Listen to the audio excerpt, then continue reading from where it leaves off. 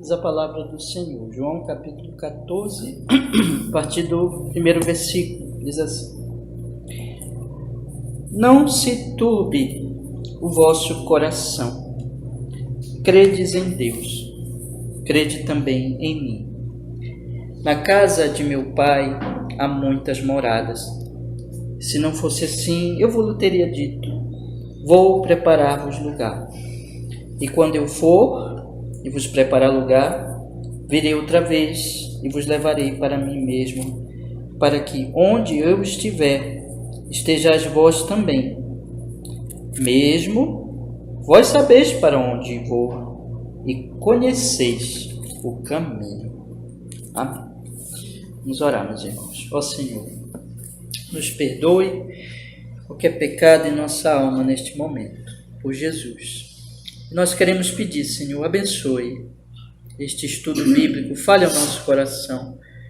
E não só este primeiro, mas esta série, Senhor. Que o Senhor seja gracioso conosco, nos acompanhe e nos instrua, nos ensine, seja o nosso professor sobre este tema que vamos tratar neste mês de janeiro, Senhor, para o nosso grande consolo, edificação, correção, bênção, Senhor, e para a sua glória acima de tudo. E tudo isso, em nome de Jesus nós oramos, Senhor, e damos graça. Amém e amém. Pode sentar, meus irmãos, pode sentar. Irmãos, eu quero começar hoje uma série, irmãos, de estudos bíblicos. E nosso plano, né? Se Deus quiser, nós fazemos planos aí e dizemos sempre, se Deus quiser. Nosso plano é fazermos 8 estudos, são 4 domingos até o fim do mês, né?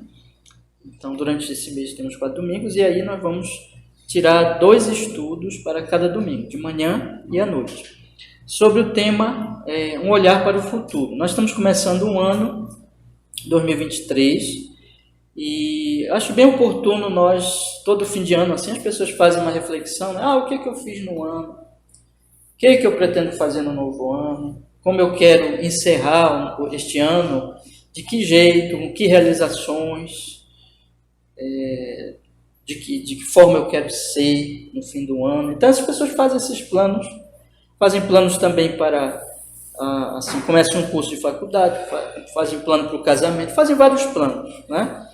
E um momento tão oportuno de nós pensarmos nesses planos, pensarmos no futuro, e olharmos para o futuro de uma maneira bíblica, porque existem as maneiras erradas de olhar para o futuro, né? Inclusive nós queremos abordar também essas maneiras erradas, mas nosso interesse aqui nesse estudo é mostrar o que Deus nos ensina, o que a palavra de Deus nos ensina sobre como nós devemos olhar para o futuro, trabalhar em prol do nosso futuro. Eu queria até que vocês guardassem isso, né? O olhar cristão para o futuro é um olhar de trabalho, é um olhar que trabalha no presente, tendo em vista o futuro, né? Eu vou falar bastante dessas coisas, Deus assim nos permitir. Então, esse é o nosso plano, meus irmãos. Eu peço que vocês orem, peço que vocês acompanhem, não faltem nenhum culto, né? Não precisa nem dizer, né? O dia do Senhor, é o dia de culto. E também convidem, irmãos, orem, convidem outras pessoas. Inclusive é uma maneira também de evangelizar, né? Eu queria até começar a propor mais isso para os irmãos, incentivá-los mais. Uma das maneiras de vocês evangelizarem é convidarem as pessoas para o culto. Porque aí vocês sentem que é difícil. Esses dias mesmo eu convidei o senhor, e ele disse assim: pastor, eu vou lá, mas ainda não domingo, vou no outro, né? E eu achei muito engraçado, né? Porque ainda agora eu encontrei com ele, né? Então ele estava sentadinho, né? Então, assim, as pessoas não querem vir para o culto, o pecador não quer vir para o culto, mas não desanime, não, porque também você não queria, né? Nenhum pecador gosta do culto, mas Deus traz. Então não desista, ore, convide as pessoas e convide também para esta série de estudos, meus irmãos. E eu comecei com este versículo porque eu quero logo colocar assim, um ponto né, na minha primeira fala, no meu primeiro argumento, que vai ser importante para todos os nossos estudos bíblicos, né?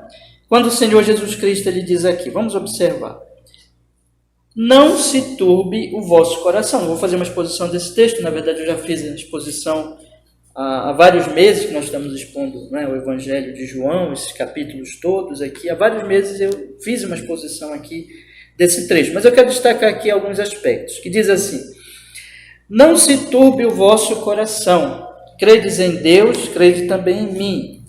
Na casa de meu pai há muitas moradas, se não fosse assim, eu vou-lhe teria dito, vou preparar-vos lugar. E quando eu for e vos preparar lugar, virei outra vez e vos levarei para mim mesmo, para que onde eu estiver, estejais vós também. Veja que o Senhor Jesus Cristo faz uma promessa, e todas as promessas, por natureza, não é? Quando eu faço uma promessa, para vocês assim, faço uma promessa. Obviamente eu estou falando do futuro, né? Ninguém promete uma coisa que já está fazendo, né? Mas eu prometo algo que eu pretendo fazer.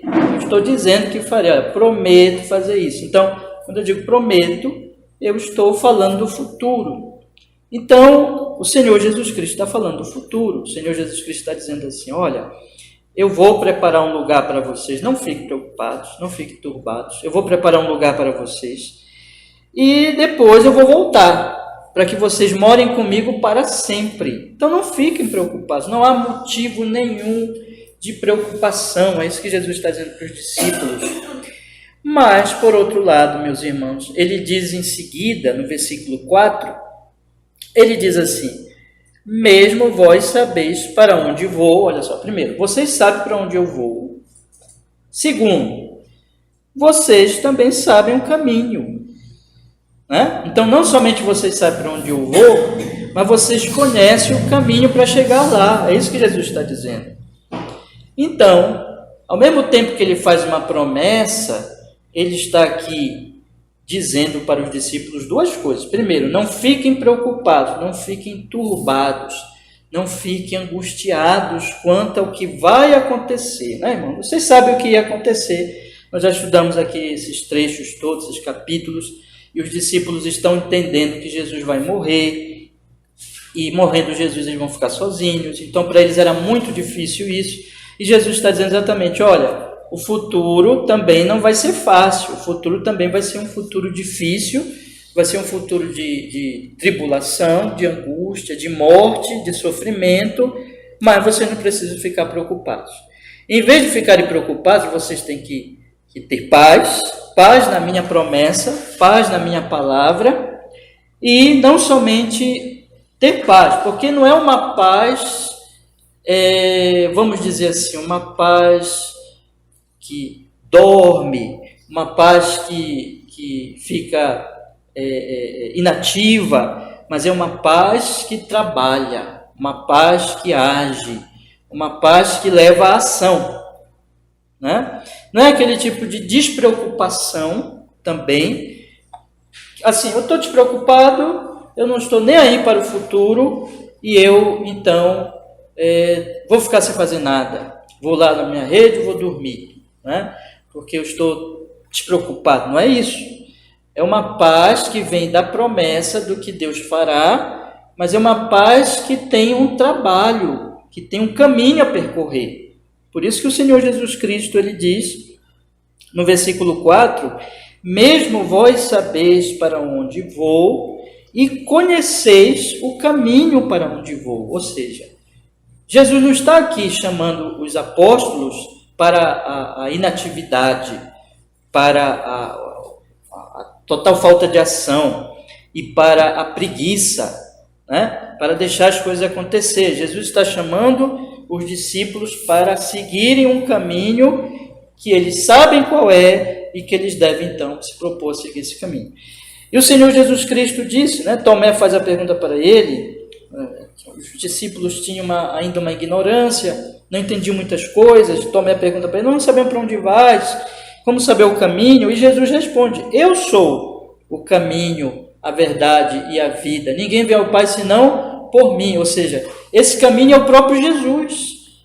O caminhar é caminhar em Cristo, caminhar pela fé, é olhar para Cristo e permanecer nele, porque Ele queria preparar a morada, Ele queria morrer na cruz. Então, o trabalho que Jesus nos propõe aqui, vou colocar assim, irmãos, é um trabalho nele, é um caminhar nele, é a fé nele, é continuar com fé nele, é continuar olhando para ele, é continuar seguindo a ele. E ele diz assim: eu sou o caminho, a verdade e a vida, ninguém vem ao Pai senão por mim. Esse caminho, então, na verdade, é um caminho para o próprio Deus, é andar com Deus em Cristo.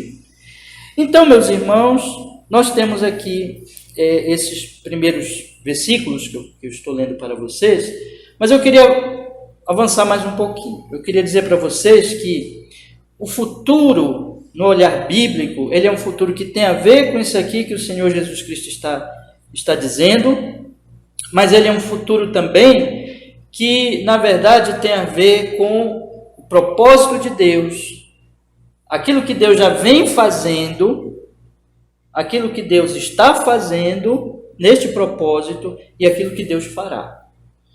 O olhar do futuro para o futuro, o olhar cristão, o olhar bíblico, é um olhar que tem a ver com tudo isso. Vou repetir. Tem a ver com o grande, supremo propósito divino, que é Deus, no final das contas, segundo as Escrituras, que determina todas as coisas, que decreta todas as coisas, e de acordo com o seu decreto, ele age na história, ele age no mundo. E essa ação de Deus já tem ocorrido.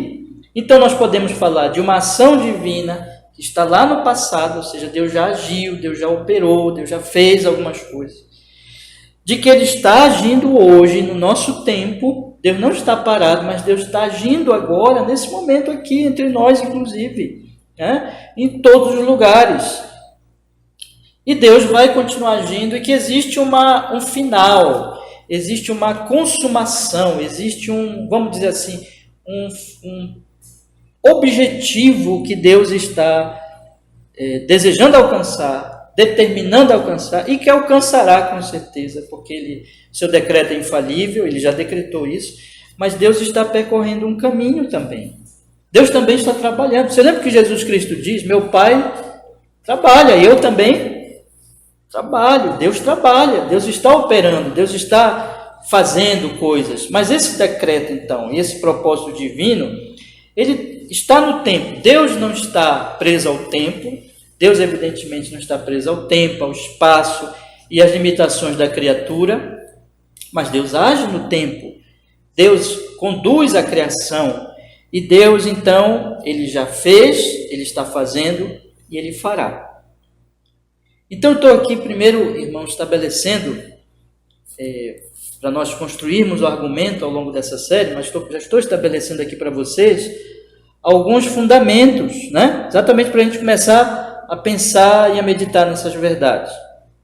Mas vejam, eu quero chamar a atenção de vocês para 3 grupos de versículos aqui nas Escrituras que nós vamos ler agora. Já lemos aqui João capítulo 14, mas eu quero ler mais alguns grupos de versículos. Primeiro lá em Gênesis, texto conhecidíssimo nosso, lá no capítulo 3, por favor, pegue a sua Bíblia e vamos olhar aqui o capítulo 3, versículo 9 em diante, que diz assim, meus irmãos, Gênesis capítulo 3, verso 9. E chamou Deus a Adão e disse-lhe: onde estás? E ele disse: ouvi a tua voz soar no jardim, e temi, porque estava nu, e escondi-me. E Deus disse: quem te mostrou que estavas nu? Comeste tu da árvore que te ordenei que não comesses? Então disse Adão: a mulher que me deste por companheira, ela me deu da árvore e comi. E disse o Senhor Deus à mulher: por que fizeste isto? E disse a mulher: a serpente me enganou e eu comi. Então o Senhor Deus disse à serpente: Porquanto fizeste isto, malditas serás mais que toda fera e mais que todos os animais do campo. Sobre o teu ventre andarás e pó comerás todos os dias da tua vida. E agora o versículo 15, que é o grande versículo, que diz assim: E porei inimizade entre ti e a mulher, entre a tua semente e a sua semente. Esta te ferirá a cabeça, e tu lhe ferirás o calcanhar. Observe, irmãos, o homem tinha acabado de pecar, estava fugindo de Deus, já não tinha mais comunhão com Deus e tinha se associado ao diabo. E aqui o Senhor faz uma profecia, né? Essa aqui é chamada primeira pregação do Evangelho. E quem primeiro prega o Evangelho é o próprio Deus, lá no Jardim do Éden, irmãos. Imediatamente após o Adão pecar, Deus faz essa profecia, Deus promete, Deus proclama um descendente da mulher, um homem que iria resolver o problema que Adão criou. Porque Adão pecou. Adão era o representante da humanidade. Aí ele pecou, ele trouxe a morte no seu pecado e ele se associou a Satanás. E Deus diz aqui: eu vou quebrar esta amizade maligna através de um homem, de um descendente que virá e que vai pisar na cabeça da serpente, que vai destruir o seu poder, vai libertar o homem, vai salvar o homem. Então Deus aqui promete Jesus, porque esta semente era um homem, Jesus, que viria milhares de anos depois, mas aqui o Senhor já diz aqui: olha, eu vou trazer este descendente, e esse descendente vai salvar a humanidade. Vamos olhar agora, irmãos. Então veja, Deus está olhando para o futuro e Deus está prometendo isso aqui. Vamos olhar agora, irmãos, outro versículo muito conhecido nosso, que está em 1 Coríntios, inclusive o versículo que nós lemos toda a ceia do Senhor. Vamos ler hoje novamente. 1 Coríntios, capítulo 11, versículo 23. 1 Coríntios, capítulo 11, versículo 23. Diz assim a palavra do Senhor. 1 Coríntios, capítulo 11, versículo 23. Porque eu recebi do Senhor o que também vos ensinei, que o Senhor Jesus, na noite que foi traído, tomou pão e, tendo dado graças, o partiu e disse: tomai, comei, isto é meu corpo que é partido por vós, fazei isto em memória de mim. Semelhantemente, também, depois de cear, tomou o cálice, dizendo: este cálice é o novo testamento no meu sangue. Fazei isso todas as vezes que beberdes em memória de mim. Porque todas as vezes que comerdes este pão e beberdes este cálice, anunciais a morte do Senhor até que venha. O que Paulo está dizendo aqui, a instituição da ceia do Senhor, que a ceia o que é? Nós já falamos aqui várias vezes durante a ministração da ceia, né? De cada ceia que nós ministramos, nós lembramos isso. A ceia, ela é um memorial. Ela é alguma coisa que você tem, que Deus usa para despertar e manter a nossa memória naquilo que é importante, meus irmãos. Então, o Senhor fala duas vezes aqui. Versículo 24, finalzinho, em memória de mim. Versículo 25, finalzinho, em memória de mim. Então ele está dizendo assim: para que vocês não esqueçam de mim, para que vocês tenham memória de mim. Memória de quê? Memória em que sentido? Memória nos feitos do Senhor, memória daquilo que Deus fez, daquilo que Cristo fez, daquilo que Cristo realizou. O pão, ele é o símbolo do corpo, e o vinho é o símbolo do sangue. O pão foi partido, o sangue foi derramado. Alguém foi sacrificado. Lá em Gênesis 3,15 está escrito que a serpente iria morder o calcanhar da semente da mulher. Essa semente da mulher iria sofrer, essa semente da mulher, que é o próprio Jesus, iria ser sacrificado. Deus prometeu lá no início da humanidade, e Deus cumpriu nos dias de Cristo, e Cristo sofreu, e Cristo morreu, e agora ele está dizendo aqui: vocês não podem esquecer isso. Vocês não podem esquecer. Vocês têm que guardar isso na memória. Por isso, irmãos, todo domingo nós estamos falando aqui de Jesus. Todo domingo nós estamos falando da cruz. Todo domingo nós estamos falando da ressurreição dele. Todo domingo nós estamos falando dessas mesmas verdades para ninguém esquecer, porque essa é a nossa vida. Esse é o fundamento da nossa esperança. E a ceia, ela é um reforço. A ceia, ela vem para que, olha, ninguém esqueça que Jesus é a nossa esperança, que Jesus morreu numa cruz. Então, olha o que está acontecendo. Deus prometeu lá no passado, Deus está fazendo em Cristo, mas nós sabemos, né? Ele não fez só em Cristo foi o ápice da obra dele, mas tem um longo caminho, meus irmãos. Vocês conhecem o Antigo Testamento. O Antigo Testamento é maior que o Novo, em termos de conteúdo, de livros, de história, né? E desde lá de Adão, os descendentes de Adão, os descendentes de Sete, de Caim, toda aquela história, Noé, o dilúvio, morreu todo mundo, ficou só a família de Noé, dali ressurgiu a humanidade, depois foi se dividindo na Torre de Babel, e dali daqueles povos todos, entre os descendentes de Sem, Cão e Jafé, né, que eram os descendentes de Noé, dos descendentes de Sem veio Abraão, e de Abraão, povo de Deus, Israel, e de Israel, Cristo. Então tudo isso tem uma história. E esse texto que nós lemos hoje, que o Fernando leu para nós, o irmão Fernando leu, mostra como Deus foi agindo até Davi, que Davi ali está organizando e preparando tudo. Davi está para morrer, nesse trecho que nós estamos lendo, e vai assumir Salomão, e Salomão vai construir o templo. Tudo isso Deus agindo por aquele povo, até que viesse o descendente de Davi, que é Cristo. E Cristo aqui, nesse momento que Paulo está escrevendo, já veio através de uma longa história que Deus ele está operando. Lembra que eu falei para vocês que Deus está trabalhando, que Deus não para, e que Deus está agindo até a vinda do seu Filho. Mas e aí, irmãos, será? O que significa isso? Enfim, significa que nós precisamos olhar para o passado. Eu queria que vocês guardassem isso. O olhar cristão para o futuro é um olhar também para o passado. Ou, se eu puder colocar de uma forma melhor, o cristão ele olha para o futuro com base no passado. O cristão ele não dissocia o seu olhar para o futuro do passado, muito ao contrário. Veja o que o apóstolo Paulo ele diz aqui, irmãos. Vamos ler de novo o versículo 26. Porque todas as vezes que comedes este pão e bebedes este cálice, anunciais a morte do Senhor. A morte do Senhor, passado.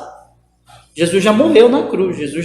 Lembra que ele diz, está consumado. Ele já cumpriu a promessa de Gênesis 3,15. Mas olha o que Paulo diz em seguida, até que venha. Até que venha.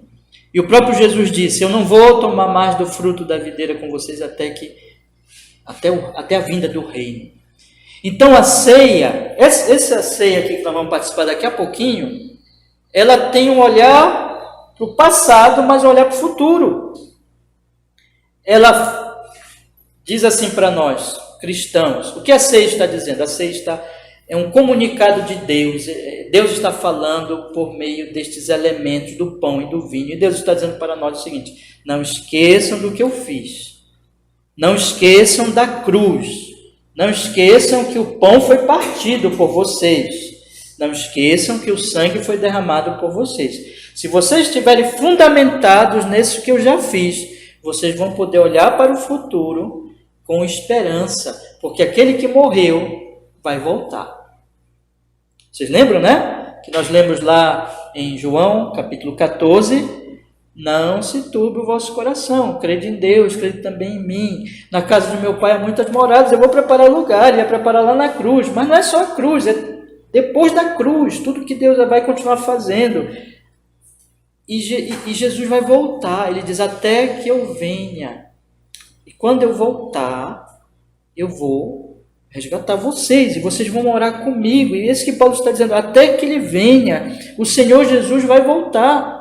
Irmãos, nós tem certos pontos nas Escrituras que nós temos que lembrar todos os dias. Nós temos que levantar todos os dias e pensar assim: Jesus morreu pelos meus pecados.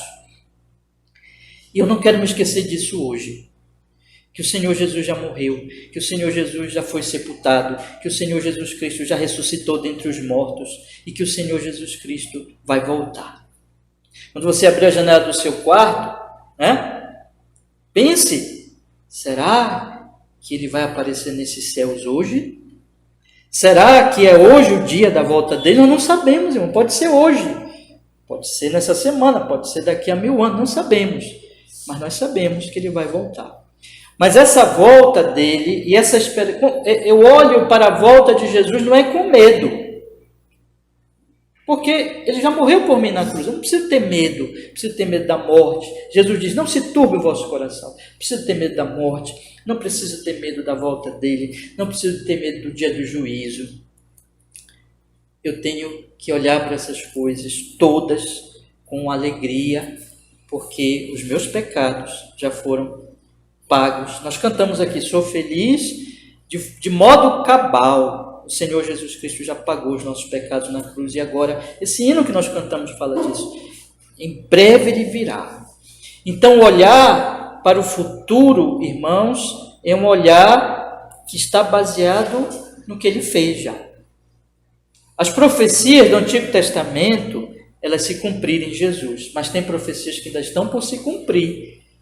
As profecias do estabelecimento do seu reino, as profecias da sua volta, as profecias do juízo final, as profecias do novo céu, da nova terra.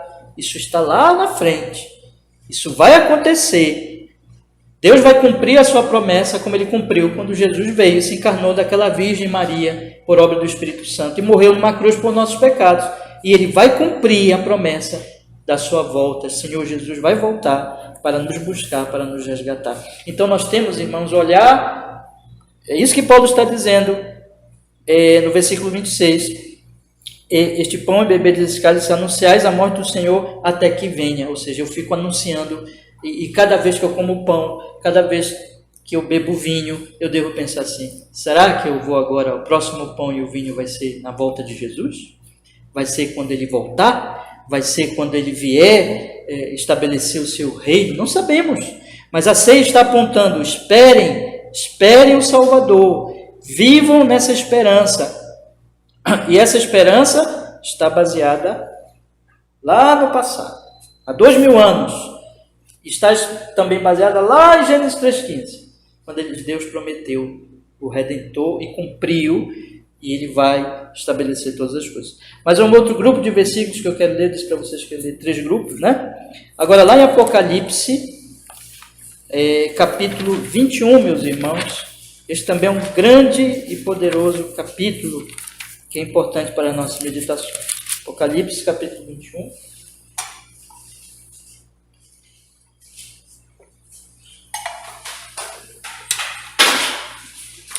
Versículo 1,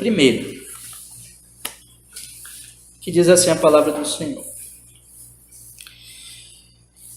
e vi um novo céu e uma nova terra, porque já o primeiro céu e a primeira terra passaram e o mar já não existe. E eu, João, vi a santa cidade, a nova Jerusalém, que de Deus descia do céu, preparada como uma esposa adornada para o marido. E ouvi uma grande voz do céu que dizia: eis aqui o tabernáculo de Deus está com os homens, pois com eles habitará, e eles serão o seu povo, e o mesmo Deus estará com eles e será o seu Deus. E Deus limpará de seus olhos toda lágrima. Não haverá mais morte, nem pranto, nem clamor, nem dor, porque já as primeiras coisas são passadas. E o que estava sentado sobre o trono disse: eis que faço nova todas as coisas. E disse-me: escreve, porque estas palavras são verdadeiras e fiéis. E disse-lhe mais: está cumprido, eu sou o alfa e o ômega, o princípio e o fim. A quem quer que tiver sede, de graça lhe darei da fonte da água da vida. Quem vencer dará todas estas coisas, eu serei o seu Deus e ele será o meu filho. Então aqui é a consumação. O que vai acontecer na consumação? Na consumação vai passar o velho céu e a velha terra. Já não existem mais, o primeiro céu e a primeira terra passaram.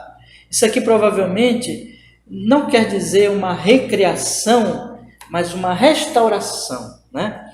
Que o céu e a terra neste estado de pecado e da humanidade, e de que o pecado trouxe morte e desfiguração da boa obra de Deus, na verdade cósmica, mas então, quando Jesus voltar, ele vai estabelecer, ele vai restaurar tudo isso e vai estabelecer um novo céu, uma nova terra, e esse estágio presente, para nós hoje presente, vai ser passado, vai passar, e vai começar uma nova era, a era da perfeição, a era em que Cristo vai reinar absolutamente, a santa cidade, a nova Jerusalém, que desce do céu para a terra, vai ter um novo céu e uma nova terra. Nós vamos habitar aqui neste mundo, esse mundo vai ser restaurado, irmãos, e a Jerusalém vai descer e vai ser a cidade do grande Deus, onde ele... O que vai ter passado em primeiro lugar?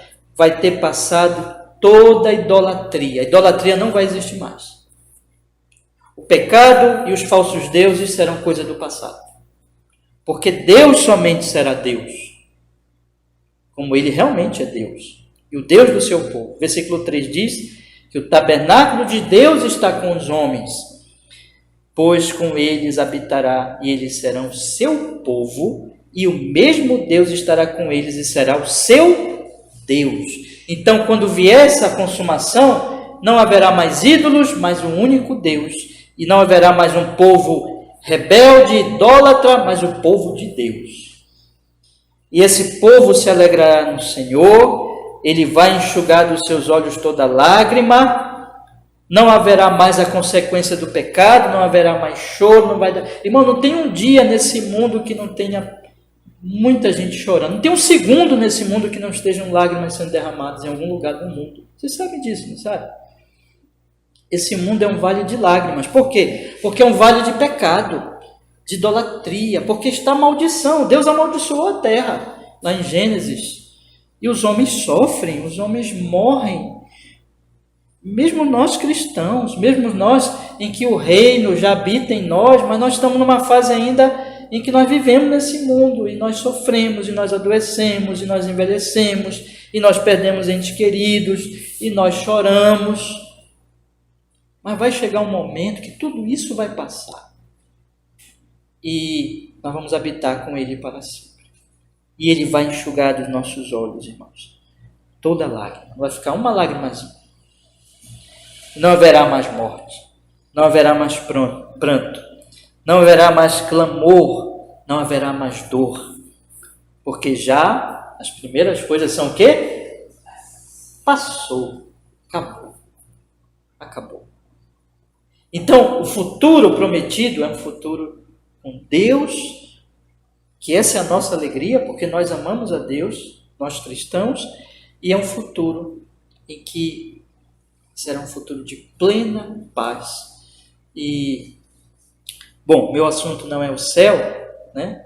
Até um dia a gente pode, nas pregações a gente vai falando sobre o céu, e pode até um dia tirar para falar uma série sobre o céu, mas o ponto, o aspecto aqui que eu quero destacar, meus irmãos, é que enfatizar bastante nesse nosso primeiro estudo, é que a esperança, o olhar cristão, é um olhar que tem a ver, queria estabelecer isso bem firmemente para vocês nesta manhã, é um olhar que tem a ver com o propósito de Deus, com o decreto de Deus, e consequentemente com a execução desse decreto, na história, no tempo, com aquilo que Deus já fez, com aquilo que Ele está fazendo e com aquilo que Ele fará. E aí, nós estamos em que momento, irmãos? Nós estamos no momento em que ainda não teve a consumação. Jesus ainda não voltou. Ainda não temos o novo céu e a nova terra. Mas nós estamos esperando. Ou seja, o olhar do cristão é olhar para o futuro, sendo que esse futuro está baseado no que Deus já fez na cruz, tendo prometido lá em Gênesis 3,15, certo? Mas o presente, que é esse hoje, em que eu vivo olhando, esperando para o futuro, e sabendo que ele já fez algumas coisas no passado, importantíssimas, essenciais, a morte de Jesus na cruz, a ressurreição e assim por diante, Jesus já está lá na glória, só falta Jesus voltar. Nós já estamos na fase final, irmão, do plano de Deus, só falta a volta de Jesus. Mas enquanto ele não volta, e por isso que ele não voltou ainda, é por quê? Porque Deus ainda tem coisa para fazer. E essas coisas que Deus tem para fazer, para realizar, é no hoje, incluindo este presente nosso aqui. Hoje, domingo, dia do Senhor, dia 7 hoje, né? 8 de janeiro de 2023. Deus está realizando o seu propósito. Não tem um dia que Deus não trabalhe. Não tem um dia que Deus está tirando um momento que ele não está cumprindo o seu propósito. Não, ele está cumprindo o seu propósito. Então, aquilo que vai acontecer no futuro tem a ver com o que Deus está fazendo, não só com o que Deus fez, ouça, no passado, que essa mensagem da ceia, ele fez no passado, eu posso olhar para o futuro, mas a ceia também tem um olhar para o presente. Vocês já notaram que a ceia tem um olhar para o presente? Porque quando Paulo fala lá que nós temos que comer o pão, beber o vinho, e cada vez que nós fazemos isso, o que é que nós estamos fazendo? Nós estamos anunciando a morte do Senhor até que Ele venha. Então, nós estamos, o que, irmãos? Anunciando. E esse nós estamos anunciando, quero fazer a pergunta para vocês. Nós estamos anunciando, é no passado, é no futuro ou é no presente? É no presente. Nós estamos anunciando. Isso significa que, enquanto ele não voltar, nós estamos anunciando. Veja só que coisa maravilhosa. A ceia, ela aponta para o passado, e com base no passado, ela dá esperança para o futuro, mas ela também é uma mensagem que fala do presente, porque é por isso que nós batizamos uma vez só a pessoa. A pessoa ela é batizada nas águas apenas uma vez. Isso fica lá no passado, mas esse batismo tem também uma mensagem para todos os dias, vocês sabem disso, porque o batismo significa a morte de Jesus e eu vivo todos os dias lembrando dessa morte. Mas a ceia, ela tem uma mensagem que tem a ver com a continuidade, com o alimento contínuo, com continuar sendo purificado, com continuar sendo alimentado e com continuar exercendo o trabalho de anúncio. Então a ceia, ela fala do presente, e esse presente está baseado no passado, porque eu estou anunciando que Jesus já morreu no passado, e eu vivo no presente, me alimentando dessa mensagem que está lá no passado, que ocorreu, que está baseado num fato passado, mas ela também está, na medida que eu vou anunciando, essa ceia também está contribuindo para o futuro. Porque a ceia não deixa de ser uma pregação, não deixa de ser um anúncio. E esse anúncio o que é? Eu estou anunciando hoje aqui, neste lugar, que Jesus Cristo morreu por pecadores, que vocês foram salvos por Jesus, e que vocês devem viver hoje para Ele, esperando que Ele vá voltar. Mas também estamos anunciando para pessoas que vierem visitar a igreja, todo culto faz isso, que essas pessoas precisam crer nele, essas pessoas precisam se arrepender. A igreja, ela é uma coluna, uma baluarte da verdade. A igreja, ela é o sal da terra e a luz do mundo. Quando é que ela é coluna e baluarte da verdade? Ela foi coluna e baluarte da verdade? Quando é que ela é sal e luz? Ela foi sal e luz? Ela será coluna e baluarte da verdade? Ela será sal e luz? Não. Ela é coluna e baluarte da verdade. Ela é sal e luz presente. Então, esse presente que ela é, o que ela anuncia? O que aconteceu no passado. Então, o presente está baseado no passado, porque a mensagem da igreja não é uma mensagem nova, é uma mensagem antiga, é uma mensagem, na verdade, de Gênesis 3, que se cumpriu na vinda de Jesus. É uma mensagem muito velha, irmãos, se puder usar essa expressão com reverência. É uma mensagem antiga. É uma mensagem de séculos, de milhares, de milênios. É uma mensagem, na verdade, que fala da eternidade passada, se é que eu posso falar assim, do decreto de Deus para a salvação dos eleitos. Não é uma mensagem nova, não é uma mensagem de alguma coisa que eu decidi falar hoje, é uma mensagem muito, muito antiga, é uma mensagem eterna, mas é uma mensagem que eu falo hoje, e cada vez que eu falo hoje, Deus está agindo nos corações, hoje. Quando Paulo fala lá em Romanos, porque aqueles que predestinou, a estes chamou. Predestinação é eterna, é lá para trás. Mas o chamado é hoje, na história da vida de cada pessoa. Nós estamos pregando e Deus está salvando hoje. Deus está salvando hoje, irmãos. Hoje Deus está salvando. Tem pessoas que vão crer hoje. Todo dia alguém está crendo em Jesus. Todo dia eu acredito que o Senhor está chamando alguém na terra. E essa obra é a obra da igreja. A igreja é a coluna. A igreja é uma anunciadora. A igreja é luz. A igreja é sal, a igreja está anunciando essas verdades hoje, mas a igreja, na medida que ela está fazendo um trabalho hoje, na verdade, não é meramente um trabalho da igreja, mas é um trabalho de Deus. É um trabalho, Deus está trabalhando pela igreja. Deus está edificando o seu povo. Tem um prédio, irmãos, quando você pega, por exemplo, as ilustrações de edifício e as ilustrações da videira, João 15. Paulo usa a ilustração de edifício e Jesus usa a ilustração da videira, de uma árvore. Pedro também usa o templo, né? Em todas essas figuras, a obra ainda está, ouçam isso, inacabada. A videira está dando seiva para os galhos, para que os galhos produzam cada vez mais o quê?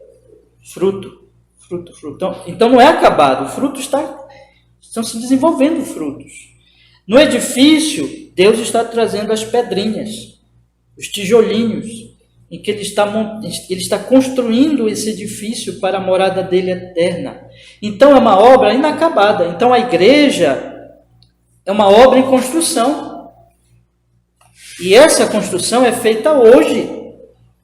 Esta construção, ela é feita em nossos dias. E esta construção, veja que coisa gloriosa. Todos os crentes participam. É uma construção em que Deus está agindo na vida de cada crente individualmente, porque cada galho está produzindo fruto, mas na medida que o fruto está sendo produzido por este galho, o fruto não é só do galho, o fruto é da videira toda.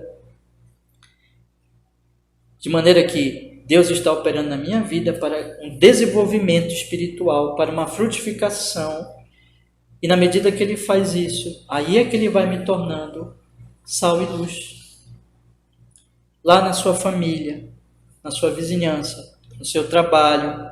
Quanto mais Deus está fazendo você crescer espiritualmente, se fortalecer nos caminhos de Cristo, mais você vai ser usado para que aquele seu amigo um dia do trabalho, seu colega, seu vizinho, ele possa crer também em Jesus.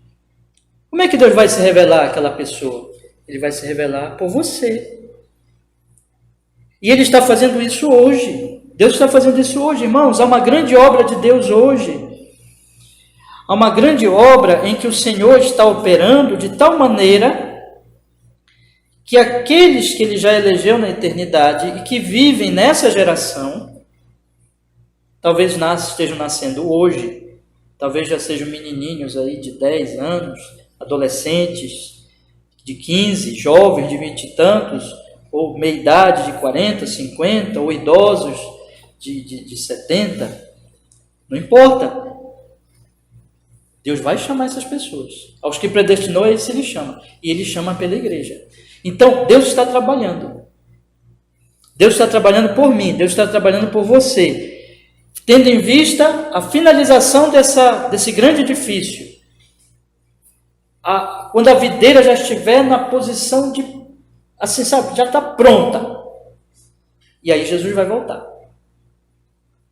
Então, Deus está operando. Ou seja, o presente está baseado no passado, mas é uma obra de construção. O fundamento, o alicerce é Cristo. Lembra também do edifício? O fundamento é Cristo, mas as paredes estão sendo levantadas. Vai chegar o momento que ela tiver tudo prontinho, aí Jesus volta.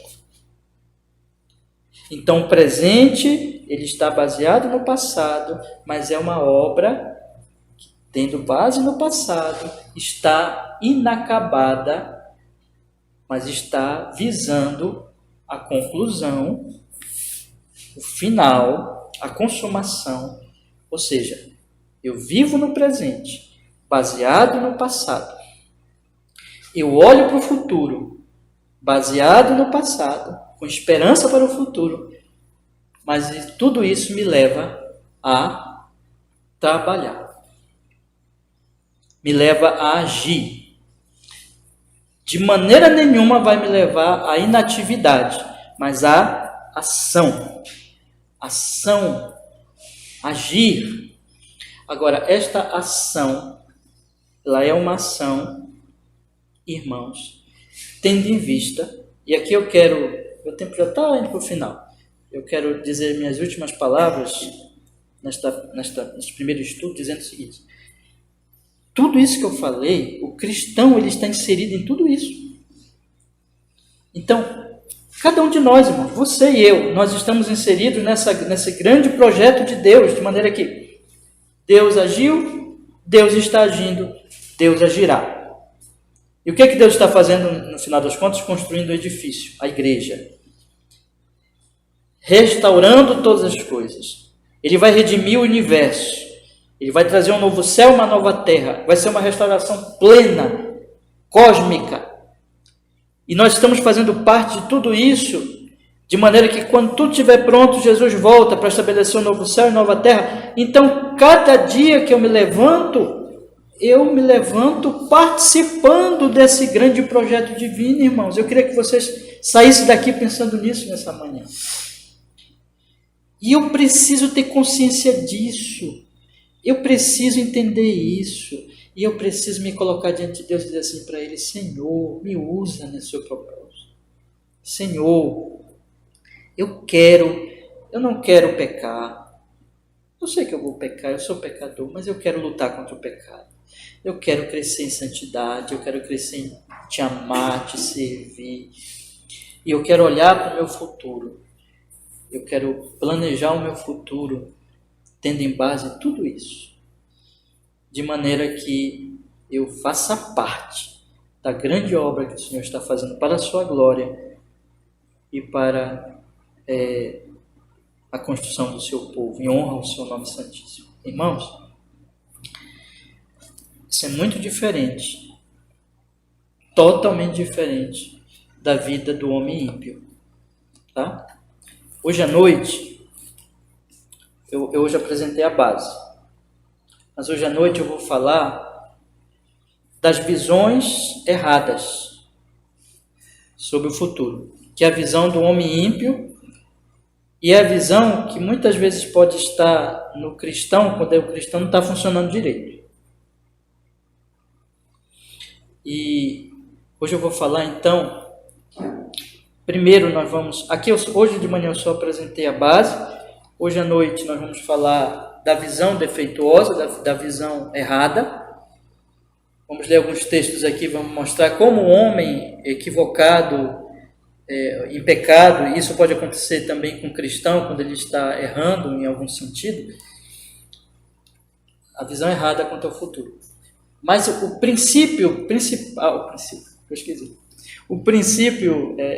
mais importante é que o cristão, ele olha para o futuro tendo Deus.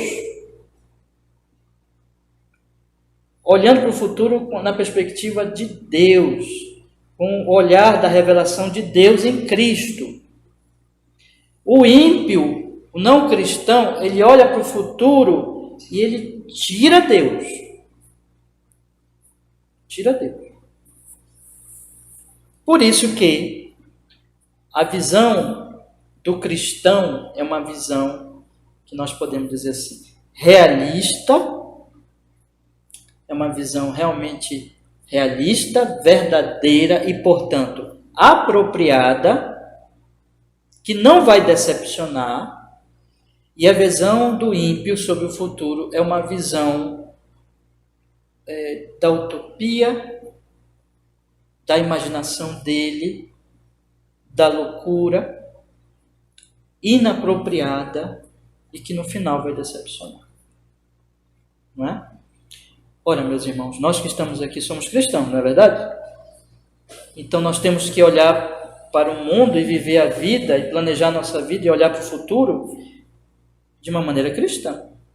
E nessa série eu gostaria de lhe chamar exatamente para essa visão bíblica. Tá bom? Então hoje, eu aguardo vocês hoje à noite e nós vamos falar dos equívocos, tá?